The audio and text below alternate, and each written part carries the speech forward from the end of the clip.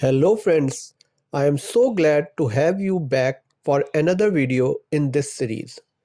Welcome back to Infodatamatrix, where we talk about practical AI systems architecture. In the last video, we talked about embeddings, but before chunking, before embeddings, and before retrieval, there is one foundational problem we still need to solve, and that is document parsing.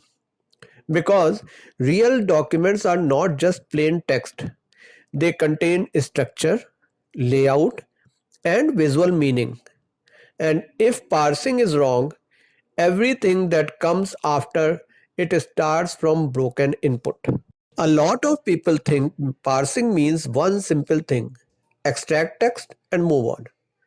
But real documents are not that simple. They may contain headings, tables, footers, lists, or multi-column sections. A naive parser often flattens all of that into one text stream. So the words may still be there, but the document meaning is weakened because the structure is lost. Remember, chunking starts from parsed content. So if the parser gives us broken text, chunking can only split broken text. That leads to weaker embeddings and weaker retrieval later. That is why layout-aware parsing comes before chunking in our learning sequence. Layout-aware parsing means we are trying to preserve structure, not just raw characters. Instead of returning one large text blob, we want smaller, meaningful units such as headings, paragraphs, and table rows. We also want to preserve reading order. That gives downstream stages much better input. For this demo, I am keeping the architecture simple and clean. The API accepts the document and publishes a document uploaded event. Then a parser worker consumes that event in the background. Inside the worker, I run the same document through two parsing strategies: a naive parser and a layout aware parser. Then I store both outputs so we can compare them side by side. I also want the project structure to stay easy to explain. The API layer stays small. The worker handles the background loop. Shared modules contain configuration, Kafka utilities, models, storage, and parsers. This keeps the code clear and reusable. Ingest route is one of the most important snippets in the project. The API saves the uploaded document, creates an event with its metadata, and publishes that event to Kafka. The important design choice is that the API does not parse the document directly inside the request thread. That keeps the request path fast and clean. If you notice here, I centralized Kafka connection handling into shared producer and consumer base classes. That gives us cleaner worker code and better startup resilience. In Docker-based systems, Kafka or Redpanda may not be ready the exact second a container starts. Instead of crashing immediately, the service retries for a few attempts.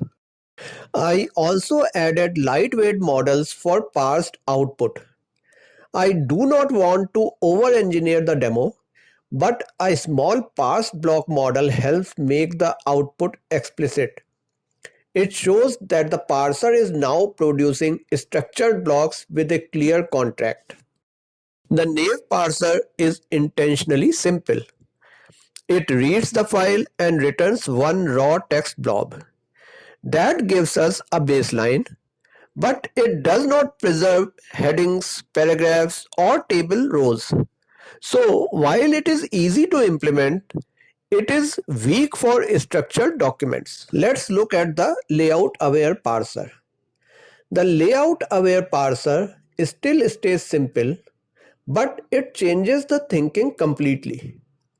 Instead of flattening everything into one blob, it classifies lines into block types such as heading, table row, or paragraph.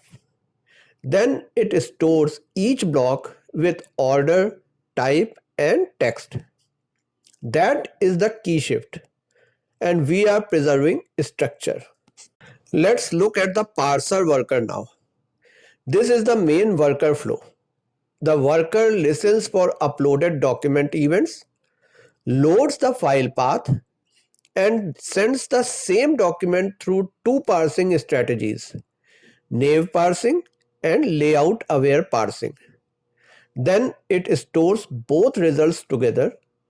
This makes the difference very easy to show. Now that we understand the idea, let's move into the demo. In this demo, we will run the full parsing flow using Docker Compose. The API will accept a document upload request. Then it will publish a document uploaded event to Kafka. After that, the parser worker will consume that event and process the same document using two strategies. First, it will run the naive parser. Then it will run the layout aware parser. Finally, we will store both outputs as JSON files so that we can compare the difference clearly. Before we run the system, let's first look at the sample input document. Now we will start the full system using Docker Compose. This command starts all the required services for the demo. Now let's look at the Podman dashboard. It starts Kafka or Red Panda for event streaming. It starts the API service that accepts document uploads. And it starts the parser worker that listens for document upload events in the background. Once the services are running, the API will be ready to receive the document. Now we submit the sample document using the ingest API. Notice that the API is not doing the parsing itself. Its job is only to accept the document, save it, and publish a document uploaded event. That event contains the document ID, file name, and file path. Once the event is published, the parser worker picks it up asynchronously. This separation is important because the API stays lightweight and the heavier document processing work happens in the background. Now let's look at the worker log. Here we can see the parser worker receiving the document upload event. The worker loads the document from the file path. Then it sends the same document through two parsing strategies. First, the naive parser that reads the file and returns one raw text blob.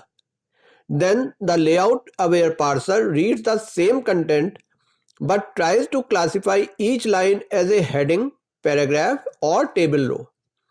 After both parsers finish, the worker saves both outputs separately. This makes the comparison very easy. Now that both outputs are generated, let's compare them. This is where the difference becomes clear. If you see the naive parser output, you can see that naive parser gives us text, whereas the layout aware parser gives us structured content. And for AI pipelines, that difference matters because chunking, embeddings, and retrieval all depend on the quality of parsed input. In real production environments, layout-aware parsing tools usually do much more than this simple demo. They often combine OCR, layout detection, reading order construction, table extraction, and semantic labeling. In other words, they are not just reading letters. They are trying to understand the page as a structured visual document. Google Document AI's layout parser supports extracting elements like text, tables, and lists and can create context-aware chunks for RAG workflows. Azure Document Intelligence layout features can produce structured representations. including markdown style output and image location metadata that are useful for RAG and multimodal search. Amazon Textract returns layout elements such as titles, headers, footers, and detailed table structures as blocks. A good way to explain the difference is in production, teams often use specialized parsing tools because they operate at much higher fidelity than a hand-built demo parser.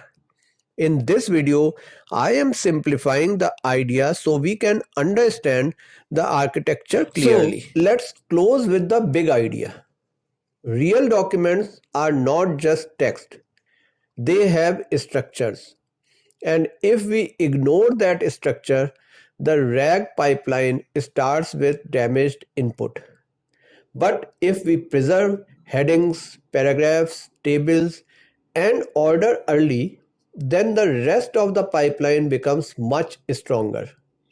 That means better chunking, better embeddings later, and better retrieval quality downstream.